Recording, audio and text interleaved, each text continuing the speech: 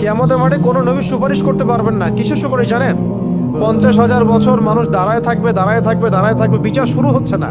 আল্লাহ পাক এত নারাজ সেদিন, বিচারটা শুরু করার কথা কেউ বলতেই পারবে না আল্লাহকে। আল্লাহ বিচারটা অন্তত শুরু করেন, আল্লাহ বিচারটা অন্তত শুরু করেন। দাঁড়ায় থাকতে থাকতে আমাদের অবস্থা খারাপ, প্রত্যেক মানুষের এই অবস্থা হয়ে যাবে। মানে ইল্লা মাশাআল্লাহ, ইল্লা মাশাআল্লাহ।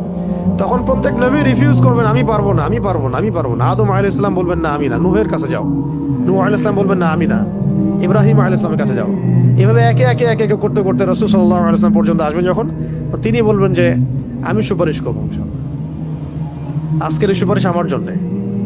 তাও মানুষ দেখবে যে রাসূল সাল্লাল্লাহু আলাইহি ওয়াসাল্লামকে সুপারিশ করানোর জন্যে বোরাক নিয়ে আসা হচ্ছে উপর থেকে, আসমান থেকে। জিবরাইল আলাইহিস সালাম আসছেন, তিনি সেখানে উঠছেন, উপরে নিয়ে যাওয়া হবে। মানুষ দেখতে পারবে একটা বিশাল অট্টালিকার সামনে, আসমান এবং জমিনের মাঝখানে। এইটা হচ্ছে মাকামে মাহমুদ। এখানে গিয়ে রাসূল সাল্লাল্লাহু আলাইহি ওয়াসাল্লাম সিজদায় পড়ে যাবেন। কত বছর সিজদায় চলে যাবে আল্লাহ ভালো জানেন। এবং তিনি তখন এমন কিছু তাসবিহ পড়বেন, এমন কিছু প্রশংসা করবেন, যেটা আজ পর্যন্ত কেউ আল্লাহ পাকের শানে করে নাই।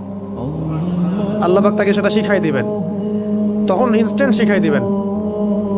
তারপরে তিনি বলবেন, ওঠো আমার হাবিব, তুমি চাও কি চাবা চাও, তোমার দোয়া কবুল করা হবে, তোমার সুপারিশ কবুল করা হবে। তিনি তখন বলবেন, আল্লাহ বিচার